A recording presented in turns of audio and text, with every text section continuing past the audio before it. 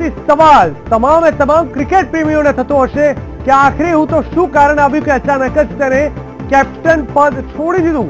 મહેન્દ્રસિંહ ધોની એક એવો વ્યક્તિ કે ગમે તેવી હારને પણ જીતમાં પલટાવી દેતો હતો। તેની કેપ્ટનશિપના આધારે જે નિર્ણયો, જે સમય સૂચકતા મહેન્દ્રસિંહ ધોનીએ વાપરી હતી તે કદાચ આજ સુધી કોઈ બીજા ક્રિકેટરોએ નથી વાપરી શક્યા, પરંતુ એ ધોની કે જે તમામ જીતનો આધાર રહી ચૂક્યો છે, તેની કેપ્ટનશિપ તમામ જીત પાછળ મહત્વની ભૂમિકા ભજવતી આવી છે। આજે અચાનક જ જે રીતે મહેન્દ્રસિંહ ધોનીએ કેપ્ટન પદ છોડ્યું છે તેને જોતા અનેક સવાલ અહીંયા ઉભા થઈ રહ્યા છે। વનડેમાં ધોની નહીં રહ્યા કેપ્ટન, ટેસ્ટ મેચમાં ઓલરેડી ધોની નહોતો કેપ્ટન, હવે જ્યારે વનડે અને T20 ભારત કહી શકાય કે આઈસીસી રેન્કિંગમાં અત્યારે જે આગળ છે તેની પાછળનું કારણ ક્યાંક ને ક્યાંક મહેન્દ્રસિંહ ધોનીની બેટિંગ, કીપિંગ અને સાથે ખાસ કરીને કેપ્ટનશિપ જે છે તે ખૂબ જ મહત્વપૂર્ણ કારણ રહી છે। આ તમામની વચ્ચે હવે જ્યારે મહેન્દ્રસિંહ ધોનીએ કેપ્ટન પદ છોડ્યું છે ત્યારે ક્રિકેટ પ્રેમીઓ ચોક્કસથી હતાશ થયા હશે, નિરાશ થયા હશે, વિચારતા થઈ ગયા હશે કે આખરે એવું તો શું કારણ આવ્યું કે મહેન્દ્રસિંહ ધોનીએ કેપ્ટન પદ છોડવું પડ્યું। ધોની કહી શકાય કે અનહોનીને ધોની કરી આપે છે કઈ પણ વસ્તુ શક્ય, અને ધોની એક એવો વ્યક્તિ કે જેમાં એક એવી આવડત હતી, એક એવું કહી શકાય કે તેનામાં એક આવડત હતી કે કોઈ પણ જીતને એક મોટા ટાર્ગેટ સાથે ચેસ કરતો હતો। કોઈ પણ ચાહે પહેલી બેટિંગ હોય, બીજી બેટિંગ હોય, વનડે હોય, T20 હોય, ભારતને સૌથી વધારે કપ અપાવવાવાળો વ્યક્તિ પણ મહેન્દ્રસિંહ ધોની રહ્યો। વર્લ્ડ કપ 28 વર્ષ બાદ જો કોઈ જીત્યું તો મહેન્દ્રસિંહ ધોનીની કેપ્ટનશિપમાં જીત્યું છે। ત્યારે તમામની વચ્ચે જે 1983 બાદ 2011માં જ્યારે 1983 થી 2011 સુધીનો જે ગેપ હતો અને ત્યારબાદ 2011માં મહેન્દ્રસિંહ ધોનીએ જે રીતે વર્લ્ડ કપ અપાવ્યો છે ભારતને, ખૂબ મોટી વાત કહી શકાય। આ તમામની વચ્ચે ચોક્કસથી સવાલ ઉભા થાય છે કે એવું તો શું કારણ હશે કે ધોનીએ કેપ્ટન પદેથી રાજીનામું આપ્યું છે। મહેન્દ્રસિંહ ધોની ભારતની આન માન શાન જે હવે કેપ્ટન નથી રહ્યા। વર્લ્ડ કપ જેને ભારતને અપાવ્યો, T20માં વર્લ્ડ કપ જેને ભારતને અપાવ્યો, 2007ની વાત કરવામાં આવે તો 2007ના T20 વર્લ્ડ કપ ભારતને પાકિસ્તાન સામે જીતીને મહેન્દ્રસિંહ ધોની અપાયો હતો। તો સાથે 4 વર્ષ બાદ 2011 જ્યારે આવ્યું ત્યારે વર્લ્ડ કપ ફરી એકવાર ભારતે પોતાના નામે કર્યો અને તેમાં પણ સૌથી શ્રેષ્ઠ કંઈક રહ્યું હોય તો તે હતું મહેન્દ્રસિંહ ધોનીની કેપ્ટનશિપ। અનહોની કો હોની કર દે વો હે ધોની, આ કહેવત એમને એમ નથી લાગુ પડી, માત્ર ધોનીની જે ચતુરાઈ ભરી કેપ્ટનશિપ છે, તેની કુશળતા છે, જે રીતે ટીમને મેનેજ કરતા હતા, ચાહે કોઈ નવા પ્લેયર હોય કે અનુભવી પ્લેયર હોય, આ તમામની વચ્ચે ધોની ખૂબ જ અલગ પડતા હતા। એક સમય હતો કે સચિન તેંડુલકર, સૌરવ ગાંગુલી અને રાહુલ દ્રવિડને પણ ટીમમાં લેવા, કયા સ્થાન પર મૂકવા અને શું રોલ તેમનો આપવો તે પણ મહેન્દ્રસિંહ ધોની નિર્ણય લેતા હતા અને સંપૂર્ણ માન સન્માન સાથે તેમના નિર્ણયને સ્વીકારવામાં આવતો હતો। હવે જ્યારે એક બહોળો અનુભવ ધરાવતો મહેન્દ્રસિંહ ધોની કે જે એક બાદ એક ભારતને જીત અપાવી ચૂક્યો છે, ત્યારે હવે શું એવું તો આખરે કારણ આવી ગયું કે મહેન્દ્રસિંહ ધોનીએ કેપ્ટન પદ છોડવું પડ્યું, તે એક મોટો સવાલ છે। ધોનીએ વનડે અને T20ની કેપ્ટનશિપ છોડી દીધી છે, ટેસ્ટ મેચ પહેલેથી છોડી ચૂક્યા છે, ત્યારે ધોનીએ શું કામ કેપ્ટનશિપ છોડી અને શું કારણ હશે અને હવે કોણ તેની જગ્યા લેશે, આ તમામ સવાલો અહીંયા ઊભા થયા છે। મહેન્દ્રસિંહ ધોની જે ભારતનો એક એવો હીરો ચળકતો છે કે જે કોઈ પણ હારને જીતમાં કન્વર્ટ કરી શકે છે, એક એવો વ્યક્તિ કે જે પીચ ઉપર ઊભો હોય, ગમે તેવી બાજી હોય, પરંતુ તમામ ક્રિકેટ પ્રેમીઓને એક આશા હોય છે કે આ મેચ હજુ પણ આપણા હાથમાં છે, કારણ કે ધોની હજુ પણ પીચ પર છે।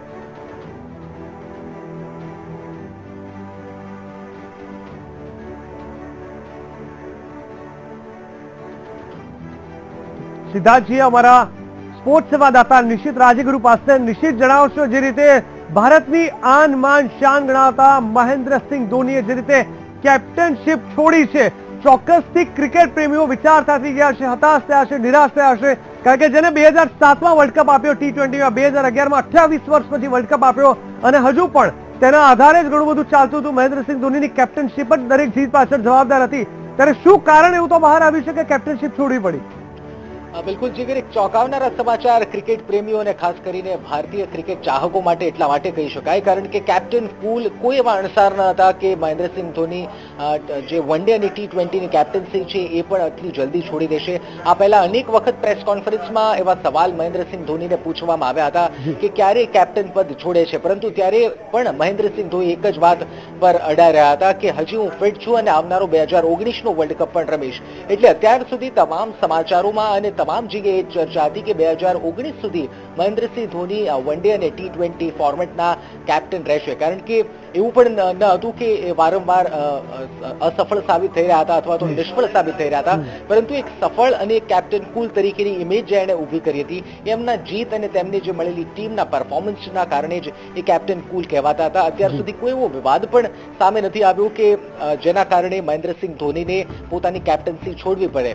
એક વાત ચોક્કસ છે કે એક વર્લ્ડ કપ બાદ એક ચર્ચા એવી પણ હતી બીસીસીઆઈ અને મહેન્દ્રસિંહ ધોની વચ્ચે કે સિલેક્શનની બાબતને લઈને મહેન્દ્રસિંહ ધોની હંમેશા બીસીસીઆઈમાં ફરિયાદ કરતા રહ્યા છે કે એમને જે ઈચ્છતા હતા એવી ટીમ એમને જોતી હતી, પરંતુ એ થોડા સમયથી પણ એ વિવાદ શમી ગયો હતો કારણ કે ટીમ જે પરફોર્મ કરી રહી હતી, સુપરબલી પરફોર્મ કરી રહી હતી, પરંતુ ત્યારબાદ જે ટેસ્ટ ટીમનું તેમણે સુકાન છોડ્યું, ટેસ્ટ ઇન્ડિયન ટેસ્ટ ટીમનું તેણે કેપ્ટન્સી છોડી, તેની પાછળનું કારણ પણ કોઈ વિવાદ નહોતો, પરંતુ ત્યારે પણ મહેન્દ્રસિંહ ધોનીએ પ્રેસ કોન્ફરન્સ કરી એ જણાવ્યું હતું કે વન ડે અને T20 ફોર્મેટમાં કોન્સન્ટ્રેટ કરવા માંગે છે અને એટલા માટે તે ટેસ્ટ ટીમ હવે ટેસ્ટ મેચ હવે નહીં રમે અને વન ડે રમશે. 15 જાન્યુઆરીથી વન ડે શરૂ થઈ રહી છે અને 15 જાન્યુઆરીથી આ વન ડેમાં તમામને આશા હતી કે મહેન્દ્રસિંહ ધોની એક લાંબા સમય બાદ ગ્રાઉન્ડ પર દેખાશે, કારણ કે લાસ્ટ ટેસ્ટ સિરીઝ રમાઈ ન્યુઝીલેન્ડ સામે અને ઇંગ્લેન્ડ સામે, ત્યારે મહેન્દ્રસિંહ ધોનીને ગ્રાઉન્ડ ઉપર જોઈ શક્યા ન હતા.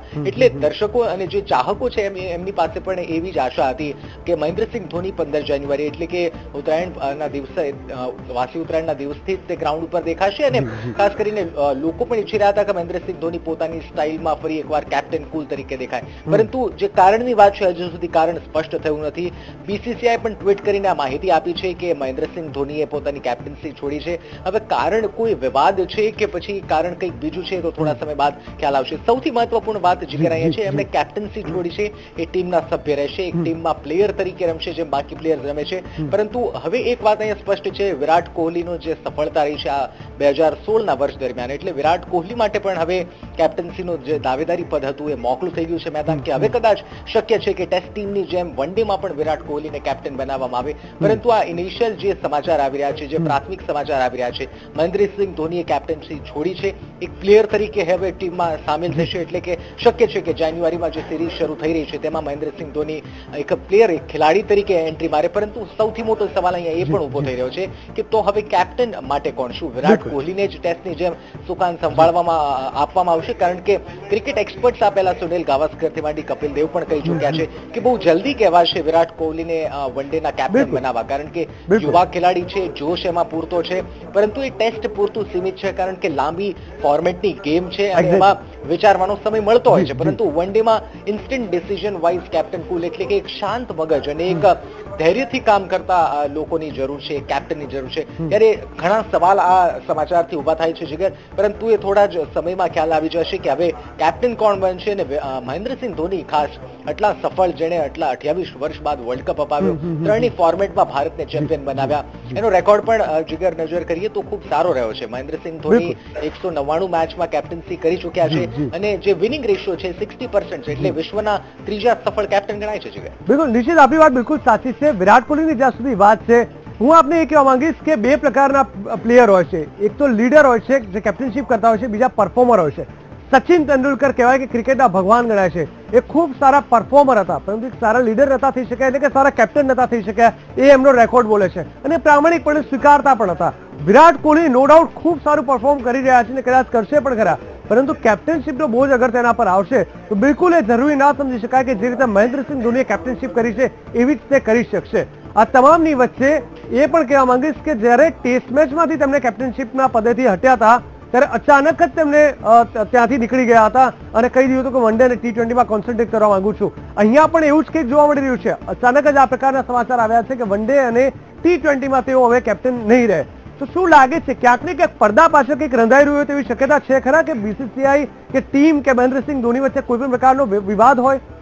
જ્યાં સુધી અત્યારના પ્રાથમિક સમાચાર છે જીગર, તો કોઈ વિવાદ વિશે ટિપ્પણી કરવી યોગ્ય નહીં રહે, કારણ કે મહેન્દ્રસિંહ ધોની એક એવા ખેલાડી રહ્યા છે જે નિર્વિવાદિત પોતાનું કરિયર આગળ વધારતા આવ્યા છે. 2007 થી તેમણે કેપ્ટન્સી સંભાળી 199 મેચ રમી છે, એટલે ઓલમોસ્ટ વિશ્વમાં ત્રીજા સૌથી સફળ કેપ્ટન અને ત્રીજા સૌથી વધુ મેચમાં કેપ્ટન્સી કરનાર એ કેપ્ટન મહેન્દ્રસિંહ ધોની છે. રિકી પોન્ટિંગ, સ્ટીફન ફ્લેમિંગ બાદ મહેન્દ્રસિંહ ધોનીનો નંબર આવે છે, એટલે કદાચ વિવાદ સાથે કોઈ નામ અત્યારે ન પણ જોડાયું હોય એવું કહી શકાય, કારણ કે અત્યાર સુધી એવા બીસીસીઆઈ જોડે કોઈ વિવાદ નથી. પરંતુ જેમ મેં પહેલા કીધું એમ કે ટીમને લઈને મહેન્દ્રસિંહ ધોની હંમેશા એ ક્યુરિયસ રહ્યા છે, હંમેશા એ સતર્ક રહેવા માંગતા હતા કે જે પણ ખેલાડી નવા સામેલ થાય છે ઇન્ટરનેશનલ ટીમમાં, નેશનલ ટીમમાં, તેમની ખાસ ચકાસણી મહેન્દ્રસિંહ ધોની કરવા માંગતા હતા. પરંતુ આ વિવાદ પણ લાંબા સમય પહેલા એટલે 2015ના અંત સુધીમાં અને 2016ની શરૂઆતમાં જ તે શમી ગયો હતો, કારણ કે જે ટીમ મહેન્દ્રસિંહ ધોનીને મળી હતી તેનાથી સંતુષ્ટ હતા. પ્રેસ કોન્ફરન્સમાં અનેક વખત કહી ચૂક્યા છે,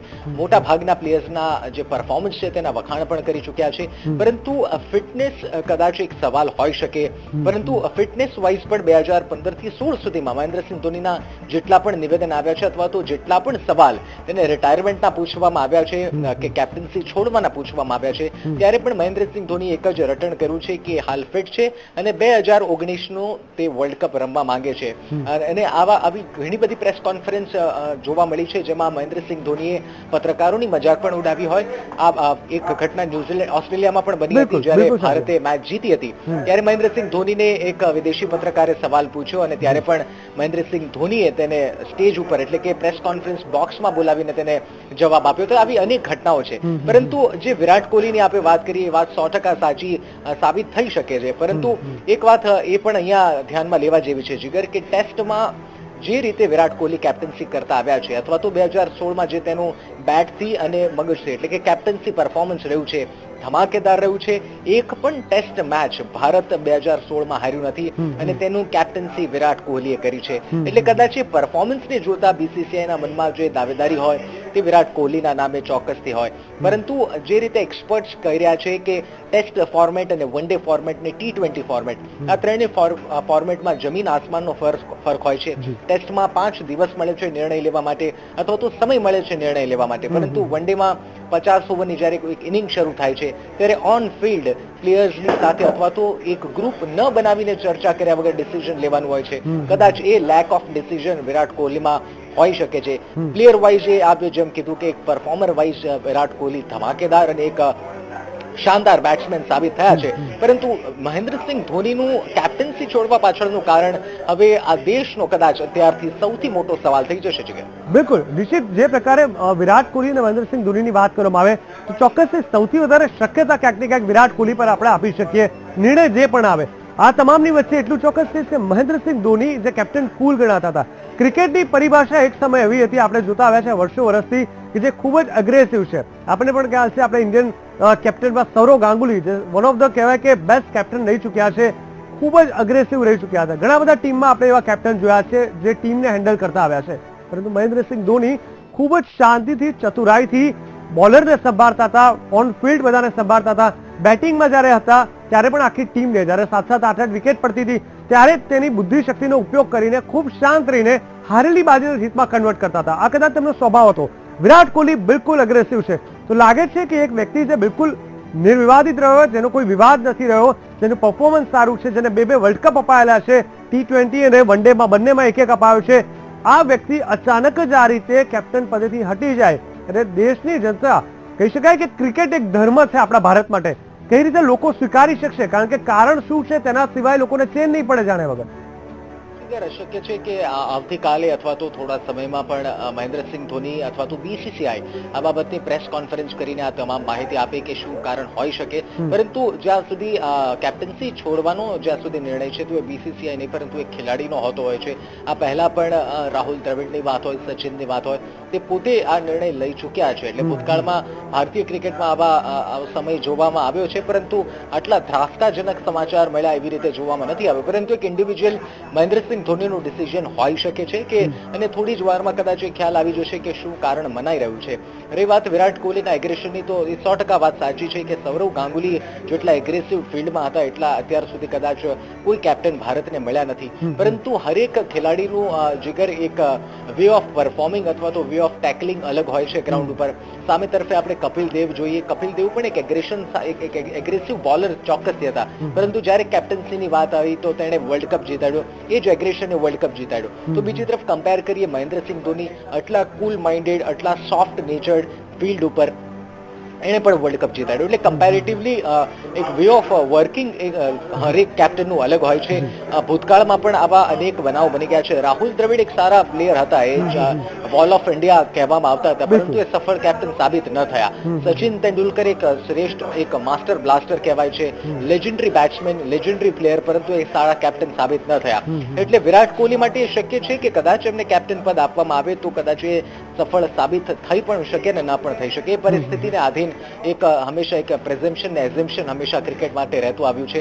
અને હંમેશા પ્લેયર્સ અને એક્સપર્ટ્સ પણ કહેતા આવ્યો છે કે જ્યાં સુધી ઓન ફિલ્ડ 11 પ્લેયર્સ મેચ માટે નથી ઉતરતા ત્યાં સુધી સ્કોર બાબતે અથવા તો કોઈના પરફોર્મન્સ બાબતે પ્રેડિક્ટ કરવું એ ખૂબ જ અઘરું સાબિત થઈ શકે છે. વિરાટ કોહલી ચોક્કસ એટલા માટે દાવેદાર છે કારણ કે જે કન્સિસ્ટન્સી પ્લેયરની ટીમમાં છે એ કોઈ પણ પ્લેયર તમે સબસ્ટિટ્યુટ સાથે અથવા તો એક્સ્ટ્રા પ્લેયર સાથે કોઈ આખી ટીમ એરેન્જ કરો તો એક વિરાટ કોહલી જે કેવા પ્લેયર છે જેની કન્સિસ્ટન્સી એટલી છે. આર અશ્વિન એક છે, રવિન્દ્ર જાડેજા છે, પરંતુ એક્સપિરિયન્સ વાઇઝ અને પરફોર્મન્સ વાઇઝ જોઈએ તો બે જ એક ઓપ્શન વધે છે કે આર અશ્વિન વધે છે અને વિરાટ કોહલી.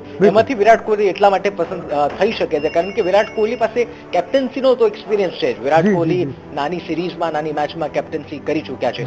સુરેશ રૈના પણ ઇવન એશિયન કપમાં, લાસ્ટ એશિયન 2016માં કેપ્ટન્સી કરી ચૂક્યા હતા, પરંતુ સુરેશ રૈના ટીમથી બહાર છે, પરફોર્મન્સ વાઇઝ બહાર છે. એટલે વિરાટ કોહલી દાવેદાર ચોક્કસ છે, પરંતુ આ ચર્ચા કરવા કરતા શા માટે કેપ્ટન્સી છોડી સૌથી મોટો સવાલ છે. બિલકુલ નિશ્ચિત. સમગ્ર માહિતી આપવા માટે ખૂબ ખૂબ ધન્યવાદ. તો આપણે જોયું કે ક્યાંક ને ક્યાંક આ ચોંકાવનારા સમાચાર તો છે, પરંતુ પૂરેપૂરી શક્યતા છે કે આવતીકાલે અથવા પરમ દિવસે કેપ્ટન કુલ ગણાતા મહેન્દ્રસિંહ ધોની અથવા બીસીસીઆઈ પ્રેસ કોન્ફરન્સ કરીને માહિતી આપે કે આટલા મોટા નિર્ણય પાછળનું ખરેખરમાં કારણ શું છે.